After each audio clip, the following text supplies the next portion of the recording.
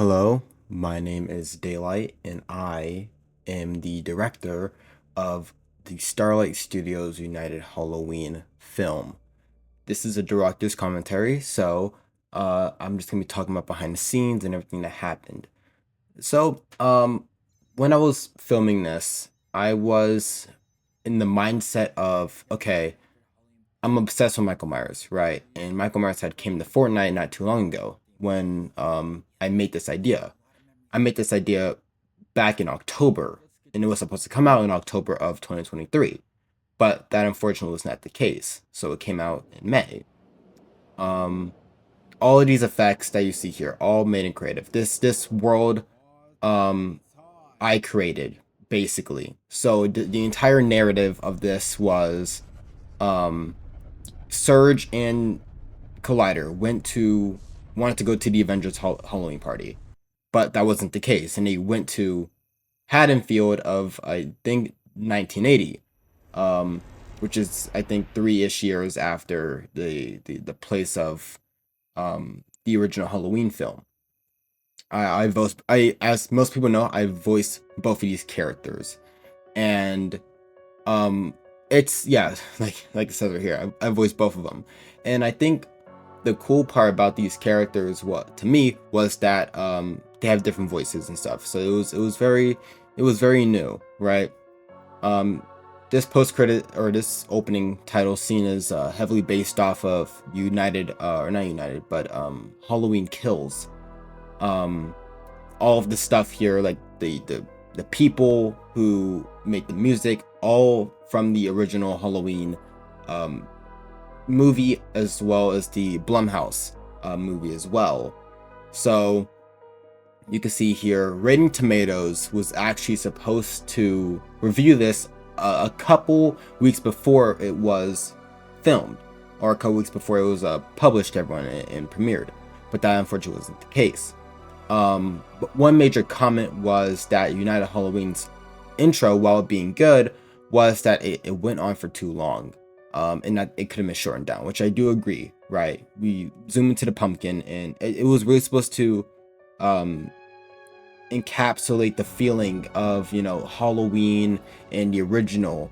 Right, you watch this and it feels like you're watching an old, like one of the old Halloween films, right? So that's what I wanted to capture, and I wanted to keep the music in the whole way, because when it just sounds really good and it really builds that tension.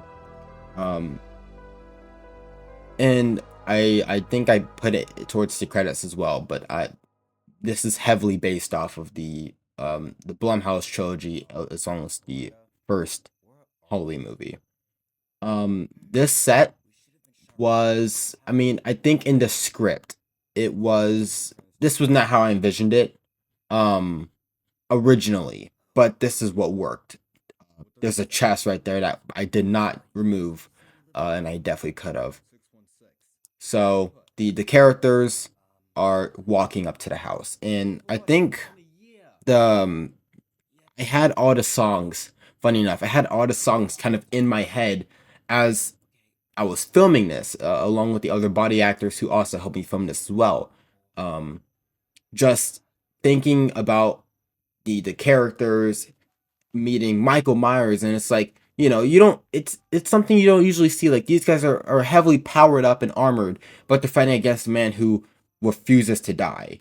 Um, the entire house was also prefab because we don't see too much of it, right? So it didn't really need to be a fully constructed house that I would need to build. So I just used one of the Fortnite houses.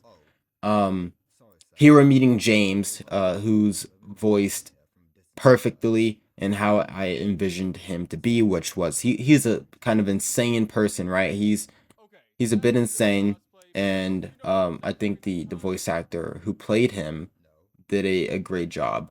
I left some things in the background. There was a lot of stuff that would need to be put in the background to help with the film, right? Um, but I think during this, it was I was embodying the version of Laurie Strode that we see in Halloween 2018. The Laurie Strode that we see in 2018, she's obsessed with Michael Myers and basically won't get over him. And that's kind of how I wanted to envision James. He's been tracking Michael Myers ever since 1978, ever since those kills happened, right? And he's been tracking him. And he's led up to this point to where he believes that the next place he's gonna hit is here on Halloween night, because it is Halloween night here. Um, and one of the things was kind of just in my head space was what exactly would have happened if Collider and Surge weren't here at the time, right? Um, Here they're just talking about the stuff and what the plan was and what the plan is. And once again, the basement, not too heavily based, but mostly based off of Laurie Strode's house from 2018 again. That was a reverse shot because, like, recording did not go for the full long of his speech. Um, I think in terms of sets and buildings, I think it could have been a little bit better, more detailed. But I think for the time being and when this was created and how to film, is mostly taking place in the dark. It is, you know, it's fairly good. Um, because we don't see a whole lot, right? Um, Here is kind of like the training montage. This shot had to be kind of recorded like a couple times because I think we messed it up.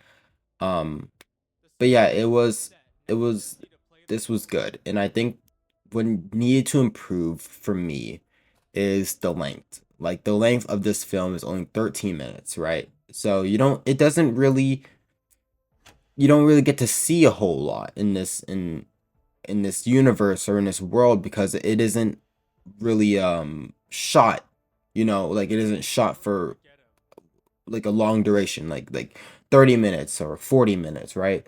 It was it was made to be a short film, and it was supposed to be, I think, 15 minutes long, but it got cut down to 13, which is that's how it works in the editing process. The editing process, the film isn't always going to be as long as, the pages make it to be, and that's just kind of like the whole process, right? So we just have to, make do with what we got. And this is what we got. And me and my team are very proud of it. We're very proud of this product. And you can see he's creeping up the house. He knows he's there. You see, for the next United Halloween film, which is still coming sometime. I don't know when, but it is coming sometime. I'm focusing more on the kind of this rivalry, I'm gonna say, between James and the Shape. And I'm not gonna say too much about the second film while it is still in development, but he is, he's going on this hunt. He's going on this hunt for Michael, and a lot of people are gonna end up dying. That's all I'm gonna say. This film, or this shot, was, I think, inspired by the fight that Lori and the Shape had in 2018 when they're in her house, right? Um of course, with every Halloween film, you have to play some form of the Shape stocks.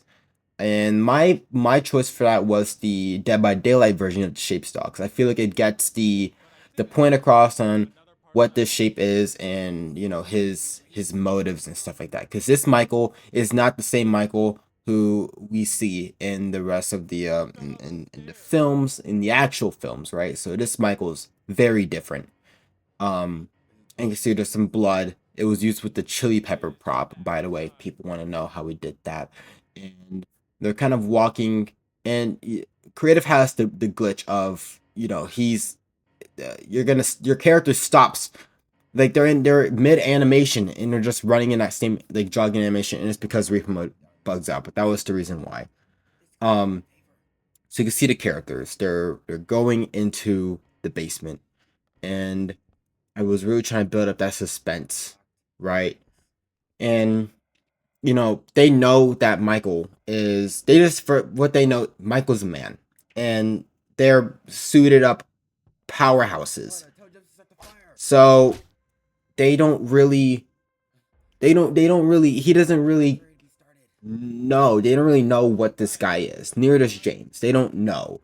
They just know that he is just some being who is killing people, right? And they've seen people, they've seen Pandora, like they've seen all these big bad characters who mean to destroy the universe, but this guy, he's just a regular old killer. And you can see that Collider or Surge seems to have no reaction to any of Michael's punches or slashes with his knife. You see in the background, the basement was already destroyed. It wasn't supposed to be like that, but the destroyed version was supposed to show up towards the end, but we just used the destroyed version because of the whole thing going up in flames. But yeah, the basement goes up in flames, and that's already in the fire. And what's next for them to do is set the rest of the house on fire. And this once again is set up thanks to United or not United. Halloween 2018. Halloween 2018, her house burns down. So if you want to see most of these parallels, most of these ideas that you see from this film come from the first Halloween in 2018. The fight was kind of, but not really, based off of the fight that Laurie and Michael had in Halloween Ends with the same music following. But most of the idea of this film was like kind of 2018 Halloween-ish with the whole house burning down. This was hard to do. The fire volume device didn't burn down the entire house, so we had to use fireflies to set the entire house on fire, because not most of the house, half of the house would be on fire. The other side of the house wouldn't. So we had to use fireflies, and it created this great effect, this cool effect. Um, I bet with Lumen, because Lumen didn't come out before this, or came out after. They the house would have probably looked even better. But towards the end of the film, here we see, and I think this is one of my favorite, outros for a movie, because the score playing in the background is so epic in my opinion, and the zooming shots of us going through the fire and the different places of the house burning is so cool to me.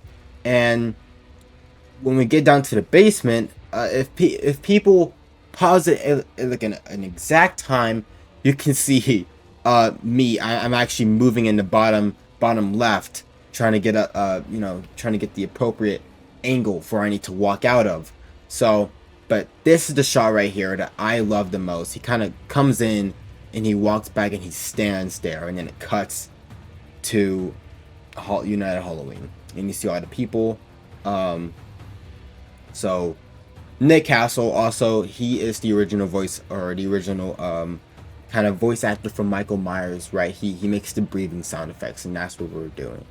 And then we tease the next United Halloween film right there in 2024, the Starlight Studios company. And we just to give everyone their their pat on the back for completing and watching the film. We had, of course, Zig and Dave make their return to perform the Halloween theme song. This is extremely meta, because how did they know? And it kind of leads you to believe that maybe they've seen Michael and they've been to that world before, as they are time traveling robots. So that was a thing, and it was very cool. But I hope you enjoyed this little mini director commentary. I'll probably do one as well with Captain Jones and my new and upcoming Godzilla Breaches movie that is going to come out sometime this year. But if you did enjoy the video, be sure to like. We're almost at 200 subscribers, so become a part of the Starlight Studios community. Join the server, come talk and come chat. I'm going to talk about any of our new upcoming films and help other people with their films. But other than that, I'll catch you in the next cinematic.